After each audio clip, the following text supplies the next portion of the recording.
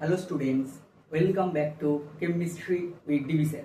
আজকে আমাদের আলোচনার topic VSEPR theory. Actually VSEPR theory, এটাকে আমরা কেমিস্ট্রি কমিউনিটির লোকেরা উচ্চারণের সুবিধার্থে ভেসপার বলি। দেখো, এই ভেসপার থিওরি যে ভেসপার এর পুরো নামটা VSEPR থিওরি। কেমিক্যাল বন্ডিং এর কিন্তু একটা গুরুত্বপূর্ণ থিওরি।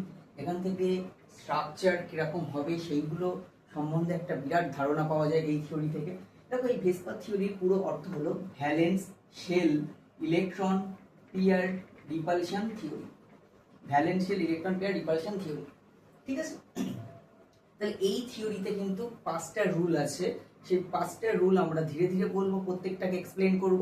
তার আগে আমি এটা বলে রাখি, কোন একটা মানে অণুর, ঠিক আছে, তার স্ট্রাকচার কিন্তু ডিপেন্ড করে সিগমা বন্ধন ইলেকট্রন জোড়ের উপর এবং নিঃসঙ্গ ইলেকট্রন জোড়ের উপর, ঠিক আছে? অর্থাৎ কোনো একটা কম্পাউন্ডে প্রথম রুল এবার আমরা এক্সপ্লেন করব, রুল ওয়ান আমরা এক্সপ্লেন করব, যে বলছে if there is no lone pair, যদি কোনো রকম লোন পেয়ার না থাকে, অর্থাৎ কোনো একটা অণুতে যদি কোনো রকম যে সেন্ট্রাল অ্যাটম আর কি, সেই সেন্ট্রাল অ্যাটমে যদি কোনো রকম লোন পেয়ার না থাকে, কেন্দ্রীয় পরমাণু, ঠিক আছে, অর্থাৎ কেন্দ্রীয় পরমাণুর তো যদি কোনো রকম লোন পেয়ার না থাকে, তাহলে কি হবে? বলা হচ্ছে number of bonds pair, number of bond pairs, sigma bond pairs, ঠিক আছে, সিগমা বন্ড ইলেকট্রন পেয়ার্স। আচ্ছা, স্ট্রাকচার কিরকম হবে আর বন্ড অ্যাঙ্গেল, আর এখানে আমরা একটা এক্সাম্পল দেব সেই পার্টিকুলার টাইপ। প্রথম টাইপ, যদি সিগমা বন্ধন ইলেকট্রন জোড় দুটো থাকে, 2 সিগমা বন্ড পেয়ার্স থাকে, তাহলে কি হবে স্ট্রাকচার? বলা হচ্ছে স্ট্রাকচার হবে লিনিয়ার, বন্ড অ্যাঙ্গেল হবে কত? 180 ডিগ্রি, ঠিক আছে? তাহলে আমরা একটা উদাহরণ দিই, BeCl2, দেখো স্ট্রাকচার বেরিলিয়াম, এখানে কেন্দ্রীয় পরমাণু সেলিব্রিটি, ক্লোরিন, দুটো সিগমা বন্ধন, বন্ড অ্যাঙ্গেল 180 ডিগ্রি। ClBeCl, এই বন্ড অ্যাঙ্গেলটা 180। তারপর যদি সিগমা বন্ড পেয়ার্স 3টে হয়, তাহলে স্ট্রাকচার হবে ট্রাইগোনাল প্লানার,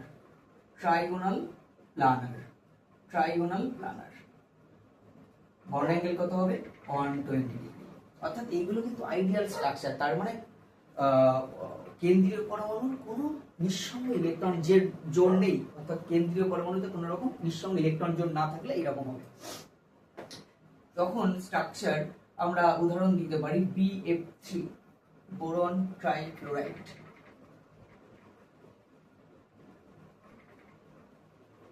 ট্রাইগোনাল প্লানার, এই যে বন্ড অ্যাঙ্গেল 120 ডিগ্রি, FBF, অর্থাৎ দুটো টার্মিনাল অ্যাটমের সাথে সেন্ট্রাল অ্যাটমের যে বন্ড অ্যাঙ্গেল সেটা 120 ডিগ্রি।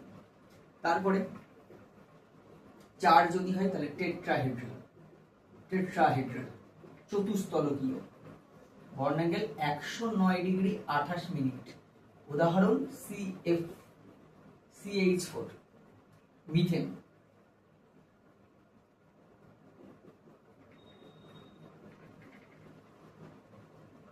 একশো 9 degree 28 minute.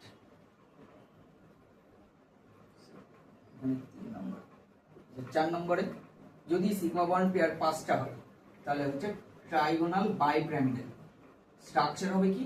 Trigonal বাইপ্রামিডাল। Bond angle কত হবে? বন্ড অ্যাঙ্গেল হবে, এখানে কিন্তু 3 প্রকারের বন্ড অ্যাঙ্গেল থাকে। এখানে 120 ডিগ্রি থাকে, 90 ডিগ্রি থাকে, আবার 180 থাকে।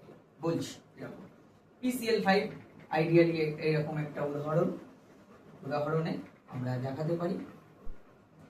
এই যে 3টে ক্লোরিন PCl এর, এরা হচ্ছে ইকুইটোরিয়াল পজিশনে থাকে, মানে একটা প্লেনে থাকে, বোর্ডের প্লেনে এইভাবে 3টে 120 ডিগ্রি অ্যাঙ্গেল করে আসছে। দেখো ClP, Cl বন্ড 120 ডিগ্রি, আর এর সাথে লম্বভাবে, মানে ধরো এই পেনটা এইভাবে একটা ক্লোরিন থাকবে সামনের দিকে, বোর্ডের একটা পেছন দিকে, তাহলে সেইটাকে আমরা এখানে দেখাবো সিএল। পরবর্তীকালে দেখাবো যে ইকুইটোরিয়াল পিসিএল বন্ড আর অ্যাক্সিয়াল পিসিএল বন্ড এদের লেন্থ কিন্তু একই না, অর্থাৎ অ্যাক্সিয়াল পিসিএল বন্ডটা কিন্তু একটু লেন্দি হয়, একটু বড় হয়, ঠিক আছে। তাহলে এখানে এরকম যদি 6 হয় তাহলে অক্টাহেড্রাল, অষ্টতলকীয়, অক্টাহেড্রাল বন্ড অ্যাঙ্গেল 90 ডিগ্রি।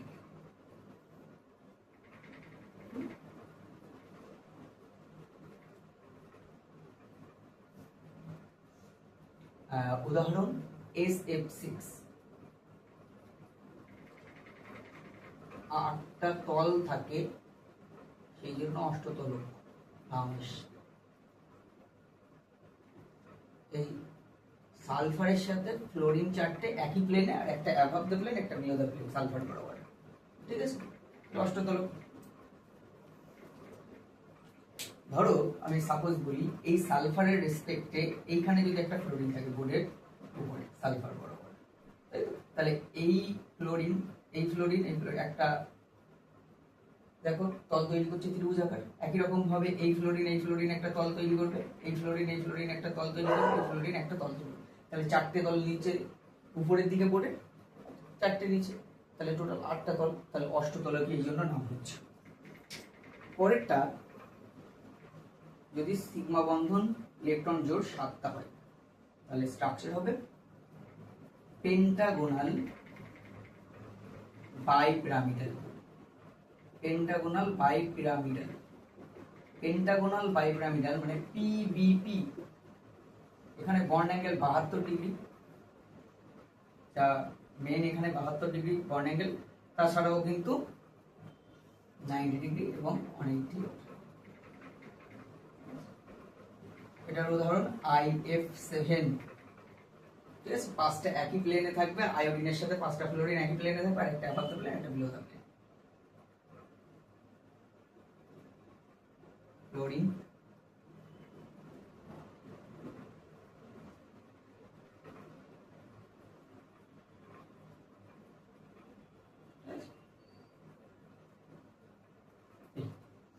এটা হচ্ছে মোটামুটি রুল 1। যদি কিনা কোনো লোন পেয়ার না থাকে, কেন্দ্রীয় পরমাণুতে যদি কোনো রকম লোন পেয়ার না থাকে, তাহলে স্ট্রাকচার আইডিয়ালি হবে এবং সুষম স্ট্রাকচার হবে সমস্ত কিছু। এবং সেই স্ট্রাকচারটা কিসের উপর নির্ভর করবে? যদি লোন পেয়ার না থাকে শুধুমাত্র বন্ধন ইলেকট্রন জোড়ের উপর নির্ভর করবে। যদি দুটো হয় তাহলে স্ট্রাকচার হবে লিনিয়ার, 3টে হলে ট্রাইগোনাল প্লানার, 4টে হলে টেট্রাহেড্রাল, 5টা হলে ট্রাইগোনাল বাইপিরামিডাল, এটাকে টিবিপি বলা হয়, 6টা হলে অক্টাহেড্রাল, 7টা হলে পেন্টাগোনাল বাইপিরামিডাল, পিবিপি, ঠিক আছে। তাহলে এইটা হচ্ছে আইডিয়াল স্ট্রাকচার, যদি বন্ধন ইলেকট্রন জোড় কটা কি থাকে সেই হিসেবে হলে হয়। আচ্ছা, এরপরে রুল 2 কি বলছে দেখা যাক।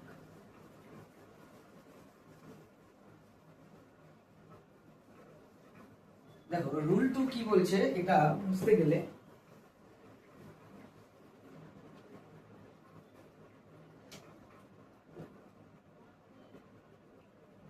রুল 2, এইবার যদি লোন পেয়ার থাকে তাহলে কি হবে? স্ট্রাকচার কিন্তু ডিস্টোর্টেড হবে মানে বিকৃত স্ট্রাকচার হয়ে যাবে, তাই তো। লোন পেয়ারের উপস্থিতিতে স্ট্রাকচার কিন্তু বিকৃত হয়, ঠিক আছে। তাহলে দেখা যাক, বলা হচ্ছে লোন পেয়ারের সাথে লোন পেয়ারের রিপালশন যদি বলা হয়, লোন পেয়ারের সাথে লোন পেয়ারের রিপালশনটা খুব বেশি হয়, তারপরে লোন পেয়ার বন্ড পেয়ার, তারপরে bond pair BP for bond pair lone pair, LP for lone pair, ঠিক আছে, এটা শর্ট ফর্ম মনে রাখ। এবার লক্ষ্য করো এখানে কিন্তু এটা মাথায় রাখতে হবে যে লোন পেয়ারের সাথে লোন পেয়ারের বিকর্ষণ বল, নিঃসঙ্গ ইলেকট্রন জোড়ের সাথে নিঃসঙ্গ ইলেকট্রন জোড়ের যে বিকর্ষণ সেটা খুব বেশি হয় কেন? দেখো একটা জিনিস বোঝার চেষ্টা করো, লোন পেয়ার শুধুমাত্র কিন্তু একটা পরমাণুর আন্ডারে থাকে, কিন্তু বন্ড পেয়ার কিন্তু দুটো পরমাণুর আন্ডারে থাকে। তাহলে লোন পেয়ারটা কিন্তু অনেকটা জায়গা জুড়ে কিন্তু ডিস্ট্রিবিউটেড হয়, সেই জন্য লোন পেয়ারের সাথে লোন পেয়ারের বিকর্ষণটা খুব বেশি হয়। ক্লিয়ার? লোন পেয়ারের সাথে লোন পেয়ারের বিকর্ষণ সব থেকে বেশি, তারপরে লোন পেয়ারের সাথে বন্ড পেয়ারের, তারপরে বন্ড পেয়ারের সাথে বন্ড পেয়ারের বিকর্ষণ সব থেকে কম। এইটারই একটা খুব ভালো একটা উদাহরণ হতে পারে আমরা CH4 NH3 আর ওয়াটার। এখানে H ক্যালকুলেশন করবে। H এর ফর্মুলা কি? Half of V plus X minus C plus A। Hybridization theory থেকে আমরা এই শর্ট ফর্মটা পেয়েছিলাম H। তাই H যোজ্যতা, কেন্দ্রীয় পরমাণু যোজ্যতা কক্ষে ইলেকট্রন সংখ্যা কার্বন, তার মানে 4, একযোজী পরমাণু হাইড্রোজেন 4, তাহলে X হচ্ছে একযোজী পরমাণুর সংখ্যা 4, ক্যাটায়নের আধান 0, অ্যানায়নের আধান 0, তাহলে 8/2 মানে 4। 4 হলে কি হয়? sp3 হাইব্রিডাইজ হয়। sp3 হাইব্রিডাইজ হয়, অর্থাৎ কার্বনটা এখানে sp3 হাইব্রিডাইজ। আচ্ছা, এখানে দেখো H ক্যালকুলেশন করো। নাইট্রোজেনের যোজ্যতা কক্ষে কটা ইলেকট্রন? 5টা। একযোজী পরমাণু হাইড্রোজেন 3টে, ক্যাটায়নের আধান 0, অ্যানায়নের আধান 0, অর্থাৎ 8/2 মানে 4। এটা ওখানে sp3 হাইব্রিডাইজ, অর্থাৎ এখানে কেন্দ্রীয় পরমাণু নাইট্রোজেনটাও sp3 হাইব্রিডাইজ। একই রকম ভাবে অক্সিজেন কি হাইব্রিডাইজ দেখো। H এর মান 4 হলে কিন্তু sp3 হাইব্রিডাইজ হয়। H এর মান 2 মানে sp2, H এর মান 3 মানে H এর মান 2 মানে sp, H এর মান 3 মানে sp2, ঠিক আছে? H এর মান 2 মানে sp, H এর মান 3 মানে sp2, H এর মান 4 মানে sp3, H এর মান 5 মানে sp3d, এরকম ভাবে চলতে থাকে, ঠিক আছে? এটা হাইব্রিডাইজেশন থিওরি থেকে আমরা জানি। তাহলে H হাফ অফ অক্সিজেন যোজ্যতা কক্ষে 6টা ইলেকট্রন, একযোজী পরমাণু হাইড্রোজেন 2টো, এখানেও 4 আসছে, তার মানে sp3 হাইব্রিডাইজ, তাই তো? তাহলে এখানে অক্সিজেনটা sp3 হাইব্রিডাইজ। তাহলে এইখানে যে তিনটে উদাহরণ আমি নিয়েছি, উদাহরণের মধ্যে আছে মিথেন, অ্যামোনিয়া, জল। প্রত্যেকের কেন্দ্রীয় পরমাণু যতটা কার্বন, নাইট্রোজেন এবং অক্সিজেন, এদের প্রত্যেকের কিন্তু হাইব্রিডাইজেশন অর্থাৎ sp3 অর্থাৎ sp3 হাইব্রিডাইজেশন সংকরায়ন হয়েছে, তাই তো? তাহলে এবার দেখো লোন পেয়ারের সংখ্যা কি করে ক্যালকুলেট করতে হয়? L = H - X - D, যেখানে D টা দ্বিতীয় পরমাণুর সংখ্যা। তাহলে এখানে H4 X4 D 0, অর্থাৎ লোন পেয়ার 0। কিন্তু এখানে দেখো লোন পেয়ার কি হবে? H4 X3 D 0, তাহলে এখানে একটা লোন পেয়ার। এখানে লোন পেয়ার ক্যালকুলেট করে দেখো H4 X2 D 0, তাহলে 2।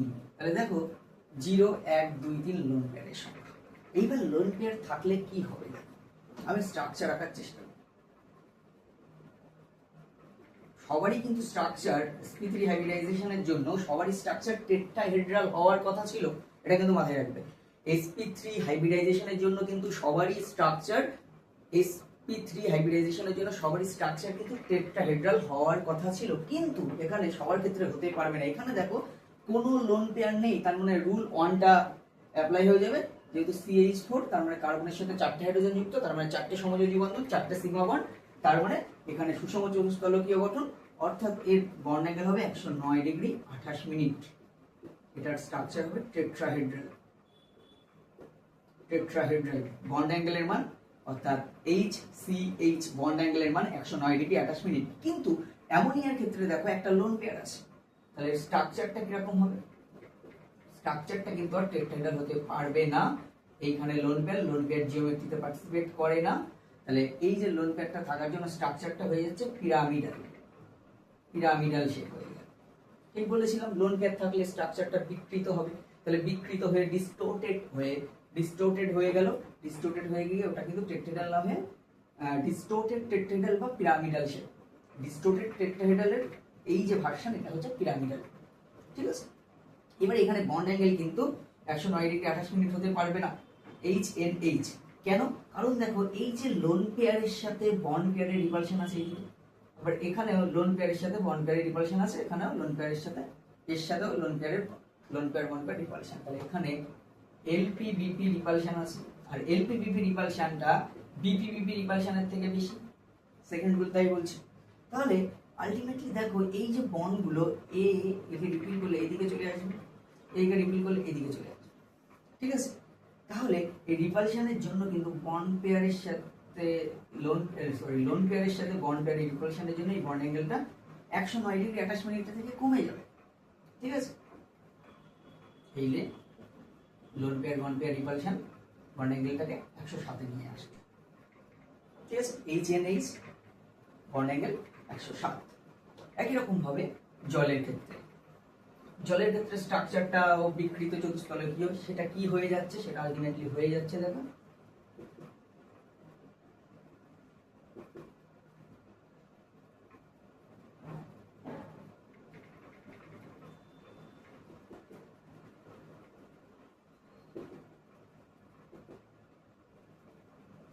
এই যে আমরা এইভাবে দেখাতে পারি। এবার দেখো এখানে এই লোন পেয়ারের সাথে লোন পেয়ারের বিকর্ষণ আছে, লোন পেয়ারের সাথে আবার লোন পেয়ার আর বন্ড পেয়ারের সাথে রিপালশন হচ্ছে, লোন পেয়ার বন্ড পেয়ারের সাথে রিপালশন, আর এখানেও লোন পেয়ার আবার বন্ড পেয়ারের সাথে রিপালশন হচ্ছে। তাহলে দেখো এই যে লোন পেয়ার রিপালশন করলে এই যে এখানে যেটা ছিল শুধুমাত্র লোন পেয়ারের সাথে বন্ড পেয়ারের ছিল, আর এখানে দেখো লোন পেয়ারের সাথে বন্ড পেয়ারের আছে, আবার ওই দিক থেকে ঠেলে দিচ্ছে বন্ডটাকে ছোট করার জন্য লোন পেয়ার রিপালশন। তাহলে লোন পেয়ারের রিপালশনের জন্য এই অ্যাঙ্গেলটা কিন্তু আরো কমে যাবে, 109 ডিগ্রি 28 মিনিট থেকে আরো কমে যাবে, 109 ডিগ্রি 28 মিনিটের থেকে তবে এটাও কম কিন্তু এটাই আরো বেশি কম হবে, কারণ কি লোন পেয়ারের সাথে লোন পেয়ারের রিপালশন এটা এক্সট্রা আছে, যেটা এখানে ছিল না অ্যামোনিয়াতে। তাহলে এটা হবে 104 ডিগ্রি, 104.5 ডিগ্রি হয়, তাই 104 ডিগ্রি আমার, ঠিক আছে। এটা শেপ কিন্তু অ্যাঙ্গুলার শেপ বা ভি শেপ, বিকৃত চতুষ্ফলকীয় সেটার একটা ভার্সন এখানে, এটা হচ্ছে অ্যাঙ্গুলার শেপ, ঠিক আছে। এখানে কিন্তু লোন পেয়ারের সাথে লোন পেয়ারের রিপালশনটা তীব্র, তারপরে loan pair bond pair repulsion আছে, আর বন্ড পেয়ার আছে, কিন্তু বন্ড পেয়ার রিপালশনটা নেই বললেই চলে, এই যে এই রিপালশনটা এখানে এর জন্য অ্যাঙ্গেলটা এর থেকে এখানে অ্যাঙ্গেলটা আরো কমে। তাহলে এইটা সেকেন্ড রুলের আইডিয়াল একটা উদাহরণ, যে উদাহরণ থেকে আমরা বলে দিতে পারি যে দেখো যে ভেসপার থিওরি কি করে স্ট্রাকচারটাকে মডিউলেট করছে, অর্থাৎ ভেসপার থিওরি অনুসারে আমরা কিন্তু স্ট্রাকচার সম্পর্কে একটা বিশাল আইডিয়া পেতে পারি, অর্থাৎ বিকৃত তো হবে, সেই বিকৃত হয়ে কোথায় যাবে। আরেকটা থিওরি আছে যেটা আমি অন্য একটা দিন লেকচার নেব, বেন্স রুল, ঠিক আছে। সেই বেন্স রুল আর ভেসপার থিওরি এই দুটো খুব ভালো করে জানতে হবে। প্রথম কথা হাইব্রিডাইজেশন থিওরিটা খুব ভালো করে জানতে হবে। হাইব্রিডাইজেশন থিওরিটা ভালো করে জানার পরে যেটা করতে হবে, ভেসপার থিওরি এবং বেন্স রুল এই দুটো জিনিস ভালো করে যদি বোঝা যায়, তাহলে কিন্তু স্ট্রাকচার কখন কেন কিভাবে কেমন হবে সেটা কিন্তু খুব দ্রুততার সাথে বলে দেওয়া যাবে, ঠিক আছে। ম্যাচুরিটিটা দরকার। ম্যাচুরিটিটা কি করে আসবে, জিনিসটাকে একটু মাথা ঠান্ডা করে বুঝে পড়তে হবে এবং প্র্যাকটিস করতে হবে প্রচুর পরিমাণে। আরেকটা জিনিস, ডিপলি বুঝতে হবে, সুপারফিশিয়ালি বুঝলে কিন্তু হবে না। এই জিনিসগুলো কিন্তু খুব একটা জটিল না, একটু ভিতর থেকে বোঝার চেষ্টা করতে হবে, তাহলে দেখতে পাবে বন্ড অ্যাঙ্গেল কেন কার কমে যাচ্ছে বেড়ে যাচ্ছে, এই জিনিসগুলো কেন হচ্ছে সবই কিন্তু হয় বেশিরভাগ ভেসপার থিওরি দিয়ে স্ট্রাকচার বা বন্ড অ্যাঙ্গেলগুলো, ঠিক আছে। তাহলে এরপরে আমরা রুল 3টাকে এক্সপ্লেন করার চেষ্টা করব। রুল 3, দেখো রুল 3 কি, রুল 3 বলা হচ্ছে যদি ধরো এরকম একটা স্ট্রাকচার AB2 আর অ্যাঙ্গুলার মতো স্ট্রাকচার আর কি আমরা ধরে নিলাম, এটা এইরকম এটা সেন্ট্রাল অ্যাটম, এবং আমরা বলছি ইলেকট্রোনেগেটিভিটি তড়িৎ ঋণাত্মকতা B এর বেশি দেন A, অর্থাৎ টার্মিনাল যে atom, electronegativity of terminal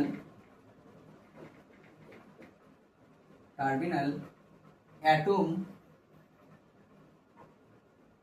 greater than যদি সেন্ট্রাল অ্যাটম হয়, EN অফ সেন্ট্রাল অ্যাটম, তখন কি হবে, তখন কিন্তু যেটা হবে এটা মাথায় রাখবে, তখন কি হবে, তখন যেটা দেখো এই যে সমযোজী বন্ধনের ইলেকট্রন যে B এর দিকে সরে আসবে, তখন দেখো এই যে বন্ড পেয়ার গুলো দূরে সরে যাচ্ছে, এই বন্ড পেয়ার আর এই বন্ড পেয়ারের মধ্যে ডিসটেন্স বেড়ে যাচ্ছে, তখন এদের মধ্যে রিপালশনটা কমে যাবে, অর্থাৎ BP রিপালশনটা কিন্তু ডিক্রিজ করে যাবে, BP রিপালশনটা কি হবে, ডিক্রিজ করে যাবে।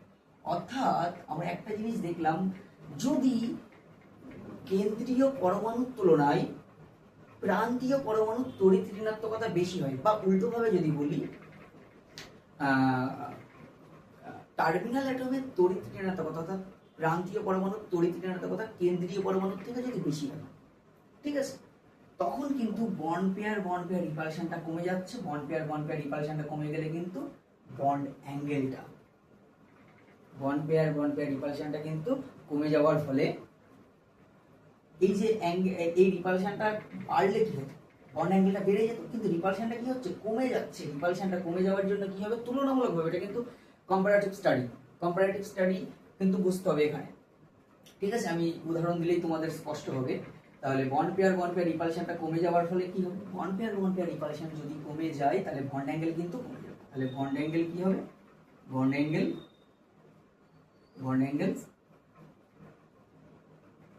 ডিক্রিজ করবে রিলেটিভলি। তাহলে এইবার এটার একটা উদাহরণ দিই, দেখো উদাহরণ দেওয়ার চেষ্টা করি। NH3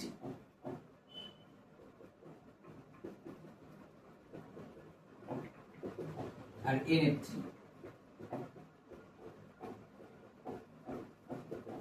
দেখো এখানে একটা জিনিস লক্ষ্য করো, ইলেকট্রোনেগেটিভিটি কিন্তু ফ্লোরিনের বেশি দেন নাইট্রোজেন, ঠিক আছে। আবার এইটা তড়িৎ ঋণাত্মকতা, তাহলে এইখানে দেখো এর বন্ড অ্যাঙ্গেল 107 ডিগ্রি কেন হয়, আমরা একটু আগে পড়েছি, রুল 2 তে বলেছি, কারণ একটা লোন পেয়ার থাকে, লোন পেয়ারের সাথে বন্ড পেয়ারের রিপালশন হয়, অর্থাৎ sp3 হাইব্রিডাইজেশন হওয়া সত্ত্বেও কিন্তু সেটা বন্ড অ্যাঙ্গেলটা 109 ডিগ্রি 28 মিনিট হতে পারছে না, কারণ লোন পেয়ার থাকার জন্য বন্ড অ্যাঙ্গেলটা ডিস্টোর্টেড হবে, অর্থাৎ বন্ড অ্যাঙ্গেলটা কমে যাবে, ঠিক আছে। সেটা আমরা দেখেছি লোন পেয়ার বন্ড পেয়ার রিপালশনের জন্য। এবার এখানেও সেই সেম কন্ডিশন আছে, loan pair bond pair repulsion আছে, কিন্তু এখানে যেটা ডিফারেন্স, এই যে হাইড্রোজেনের পরিবর্তে ফ্লোরিন আছে, আর ফ্লোরিনের তড়িৎ ঋণাত্মকতা দেখো নাইট্রোজেন অপেক্ষা বেশি, ফ্লোরিনের তড়িৎ ঋণাত্মকতা নাইট্রোজেন অপেক্ষা বেশি। তাহলে নাইট্রোজেন অপেক্ষা বেশি হলে সেই টার্মিনাল অ্যাটমের তড়িৎ ঋণাত্মকতা, অর্থাৎ টার্মিনাল অ্যাটমের তড়িৎ ঋণাত্মকতা যদি বেড়ে যায় সেন্ট্রাল অ্যাটমের তুলনায়, এটা কিন্তু খুব ইম্পর্টেন্ট কথা, টার্মিনাল অ্যাটমের তড়িৎ ঋণাত্মকতা যদি সেন্ট্রাল অ্যাটমের তড়িৎ ঋণাত্মকতার তুলনায় বেড়ে যায়, তখন কি হবে, তখন বন্ড অ্যাঙ্গেলটা কমে যাবে। তাহলে এর বন্ড অ্যাঙ্গেল সেই জন্য কমে 102 ডিগ্রি মতো হয়, এর 2 ডিগ্রি মতো হয়। এবার একটা এক্সেপশন দেব, এটা আশা করি বুঝতে পেরেছো। এবার একটা এক্সেপশন দেব, এক্সেপশনটা হয়তো এখানে মনে হচ্ছে এক্সেপশন, কিন্তু এটা এক্সেপশনটা রুল 5 থেকে খুব সুন্দরভাবে এক্সপ্লেন করে দেওয়া যায়।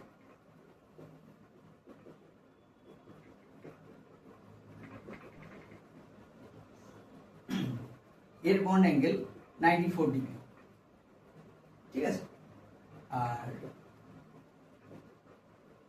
এর বন্ড অ্যাঙ্গেল 98 ডিগ্রি।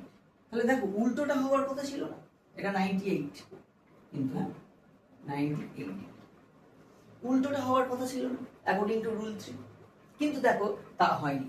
এবার এখানে কি দিয়ে এক্সপ্লেন করা হয়, এইখানে যেটা এক্সপ্লেন করা হয় এটা রুল 5 এর সাথে সুন্দর মিলে যায়, তাও এখানে একটু বলে দিই। এখানে যেটা হবে, তোমাদের আমি পড়িয়েছি ইনঅর্গানিক কেমিস্ট্রিতে ব্যাক পাই বন্ডিং। দেখো ফসফরাসের ভেকেন্ট ডি আছে আর ফ্লোরিনের ফিল পি আছে, তাহলে পি পাই ডি পাই, এখানে কি হবে, পি পাই ডি পাই ব্যাক পাই বন্ডিং হবে।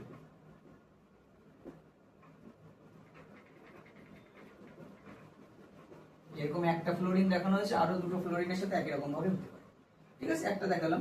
তাহলে পি পাই ডি পাই ব্যাক পাই বন্ডিং হচ্ছে, এই যে এটাকে বলে পি পাই ডি পাই ব্যাক বন্ডিং, ঠিক আছে। এই পি পাই ডি পাই ব্যাক বন্ডিং এর জন্য যেটা হচ্ছে, বন্ধনের বহুতা বৃদ্ধি পাচ্ছে, বহুতা মানে মাল্টিপ্লিসিটি বৃদ্ধি পাচ্ছে। এখানে দেখো এইটা কিন্তু সিঙ্গেল বন্ড আর নেই একটা পার্টিকুলার মোমেন্টের জন্য, আবার কোনো একটা মোমেন্টে হইতে এই বন্ডটাও হবে, ঠিক আছে।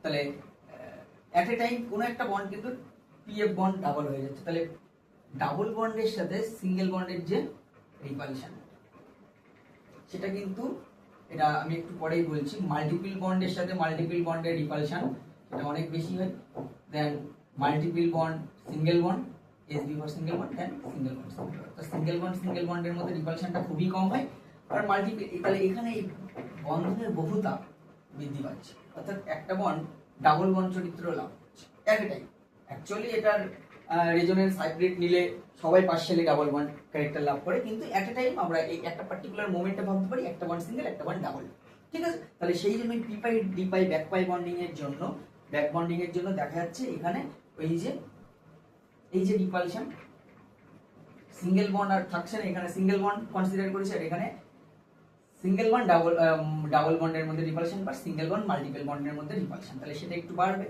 তাহলে রিপালশন বাড়লে এই রিপালশনটা বেড়ে যাচ্ছে এখানে রিপালশনটা বেড়ে যাচ্ছে সেই জন্য এটা বন্ড অ্যাঙ্গেলটা 98 ডিগ্রি হয়ে যাচ্ছে এখানে 94 যেটা এক্সেপশন অফ রুল 3 যেটা কিনা খুব সুন্দর করে আমরা রুল 5 দিয়ে ব্যাখ্যা করতে পারি তার আমি আজ বসে দিতে রুল 4 দিয়ে হচ্ছে রুল 4 অ্যাকচুয়ালি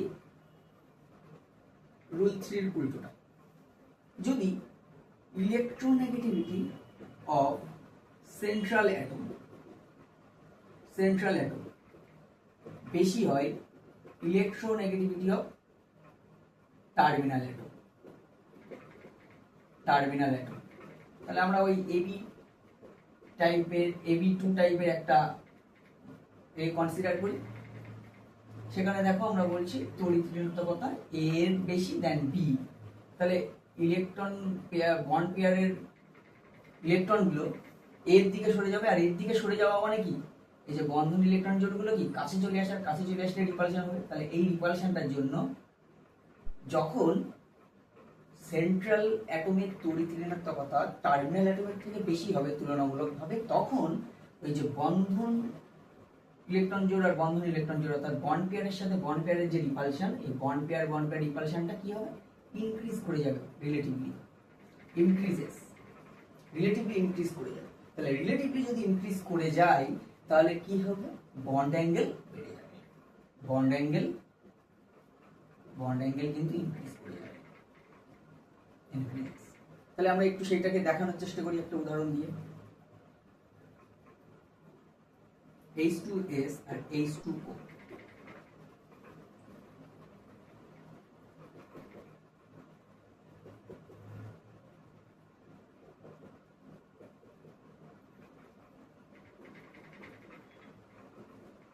এখানেও দুটো লোন পেয়ার এখানেও দুটো লোন পেয়ার কিন্তু এখানকার বন্ড অ্যাঙ্গেল 104.5 ডিগ্রি আর এখানকার বন্ড অ্যাঙ্গেল 92 ডিগ্রি মতো ঠিক আছে 92 ডিগ্রি মতো তাহলে দেখো এখানে আমরা জানি তড়িৎ ঋণাত্মকতা রিলেটিভলি কোথায় সেন্ট্রাল অ্যাটমের বেশি হচ্ছে যেহেতু অক্সিজেনের ইলেকট্রোনেগেটিভিটি সালফার অপেক্ষা বেশি তাহলে এই যে জলের ক্ষেত্রে কেন্দ্রীয় পরমাণুর তুলনামূলকভাবে তড়িৎ ঋণাত্মকতা কিন্তু বেশি তাহলে বন্ড পেয়ার রিপালশনটা এখানেও এখানে দেখো এদের সবারই দুজনেই কিন্তু 109 ডিগ্রি 28 মিনিটের থেকে কম এইবার এর ক্ষেত্রে কম এর ক্ষেত্রে বেশি কম দুজনেরই 109 ডিগ্রি 28 মিনিটের থেকে কম কিন্তু এর ক্ষেত্রে কম এর ক্ষেত্রে বেশি কম এর ক্ষেত্রে 92 এর ক্ষেত্রে 104 এবার কেন এটা হলো কারণ এই যে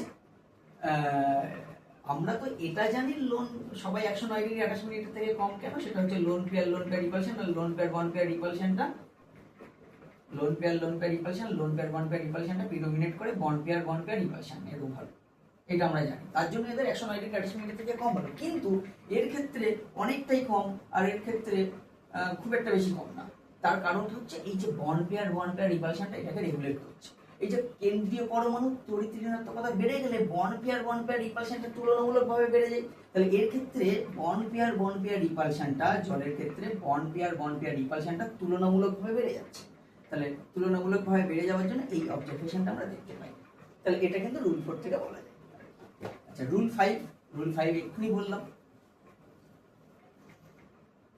এক্সেপশনটা রুল 3 এর এক্সেপশনটা বলতে গিয়ে আমি বলেছি অলরেডি দেখো multiple bond MP means melting point নয় এটা হচ্ছে মাল্টিপল বন্ড বহু বন্ধন এমপি যে রিপালশন মাল্টিপল বন্ডের সাথে মাল্টিপল বন্ডের যে রিপালশন সেটা মাল্টিপল বন্ড সিঙ্গেল বন্ডের রিপালশনের থেকে বেশি আর সিঙ্গেল বন্ড রিপালশনটা সবথেকে বহু বন্ধনের সাথে বহু বন্ধনের রিপালশন অনেক বেশি বহু বন্ধনের সাথে এক বন্ধনের রিপালশনটা মিডিয়াম টাইপের, আর এক বন্ধনের সাথে এক বন্ধনের রিপালশনটা অনেকই কম, তাই তো? তাহলে এইটার একটা এক্সাম্পল হতে পারে, আমি ওইখানে তো রুল 3 বলতে গিয়ে এক্সাম্পলটা দিয়েছি, ওটাকে কোরিলেট করে নেবেন। ওই যে পি পাই ডি পাই ব্যাক পাই বন্ডিং হচ্ছিল বলে ওখানে PF3 তে ওর বন্ড অ্যাঙ্গেলটা একটু স্লাইটলি বেড়ে গেল, ওই যে বহু বন্ধনের সাথে সিঙ্গেল বন্ডের ইন্টারঅ্যাকশনটা হচ্ছিল আর কি। তাহলে এইখানে সবাই জানো ইথিলিন, এটা C2H4 ইথিলিন, এখানে বন্ড অ্যাঙ্গেল সবাই বলো যে 120 ডিগ্রি, কিন্তু এক্স্যাক্টলি কিন্তু 120 ডিগ্রি হয় না। কেন এক্স্যাক্টলি 120 ডিগ্রি হয় না সেটা এই রুল 5 দিয়ে বলা যায়। দেখো এই বন্ড অ্যাঙ্গেলটা 116 ডিগ্রি মতো হয়, আর এই বন্ড অ্যাঙ্গেলটা 122 ডিগ্রি মতো হয়। কেন এটা হলো? দেখো এই বন্ধনের ক্ষেত্রে যদি দেখি, এখানে এটা মাল্টিপল বন্ড আর এটা সিঙ্গেল বন্ড, তাহলে এখানে মাল্টিপল বন্ডের সাথে সিঙ্গেল বন্ডের রিপালশন হচ্ছে, আর এখানে দেখো সিঙ্গেল বন্ডের সাথে সিঙ্গেল বন্ডের রিপালশন হচ্ছে, তাই তো? তাহলে সিঙ্গেল বন্ডের সাথে সিঙ্গেল বন্ডের রিপালশনটা অনেক কম, তাই তো? তাহলে রিপালশন কম মানে কি? বন্ড অ্যাঙ্গেল কম। রিপালশন বেশি মানে কি? বন্ড অ্যাঙ্গেল বেশি। তাহলে সেই জন্য দেখো এইটা 120 ডিগ্রি থেকে একটু বেড়ে গেল, 122 হয়েছে, আর এটা যেহেতু এই রিপালশনটা এর সাথে এই রিপালশনটা, আবার এইখানে আবার একটু ফ্রেশ করে দেখাই,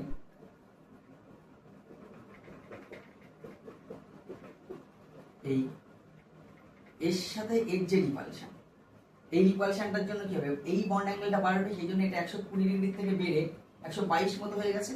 একই রকম ভাবে এইখানেও ওই রিপালশনটা ক্রিয়া করছে, যার জন্য এই বন্ড অ্যাঙ্গেলটা 122 ডিগ্রি। এবার দেখো এই দিক থেকেও ও 120 ডিগ্রি না 2 কমলো, এই দিক থেকেও 2 কমলো, তাহলে এটা কিন্তু 116 মতো হবে, ঠিক আছে? তাহলে এর রিপালশনের জন্য এই বন্ধনটা একটু এদিকে চেপে আসছে, এই রিপালশনের জন্য এই বন্ধনটা এদিকে চেপে আসছে, তাহলে আলটিমেটলি এই বন্ধনটা এদিক থেকে 2 কমে গেল, এদিক থেকে 2 কমার জন্য টোটাল কত কমলো? 120 ডিগ্রি না হয় 116, তাই তো? তাহলে সবাই যেটা বলে 120 ডিগ্রি, কিন্তু আইডিয়ালি কিন্তু 120 ডিগ্রি না, কারণ এখানে মাল্টিপল বন্ডের সাথে সিঙ্গেল বন্ডের রিপালশন আছে, আর মাল্টিপল বন্ডের রিপালশনের সঙ্গে সব থেকে বেশি হয়, তারপরে মাল্টিপল বন্ডের সাথে সিঙ্গেল বন্ডের রিপালশন, তারপরে সিঙ্গেল বন্ডের সাথে সিঙ্গেল বন্ডের রিপালশন, যেটা কিন্তু বেসিক থিওরির রুল 5 দিয়ে আমরা এটা করতে পারি। তাহলে আশা করি তোমরা বুঝতে পেরেছো। তাহলে আজকে তোমাদের একটা হোম টাস্ক দেবো, তোমরা এটা করবে বাড়িতে, জল কমেন্ট করবে ভিডিও সেকশনে করে এবং এক্সপ্লেনেশনটা বলবে। Cl2O আর F2O, এদের order of bond angle, order of bond angle কোন রুলটা দিয়ে এটা রেগুলেট হচ্ছে সেটা কিন্তু বলবে, এবং এক্সপ্লেনেশনটা কিন্তু কমেন্ট সেকশনে লিখে জানাবে, আর অবশ্যই আনসার, ঠিক আছে? তবে আজকে এই পর্যন্ত, পরবর্তী লেকচারে দেখা হচ্ছে, কথা হবে। আর যারা নতুন ভিডিওটা দেখছো আমার চ্যানেলে, তারা অবশ্যই চ্যানেলটিকে সাবস্ক্রাইব করবে, লাইক করবে, কমেন্ট করবে, শেয়ার করবে।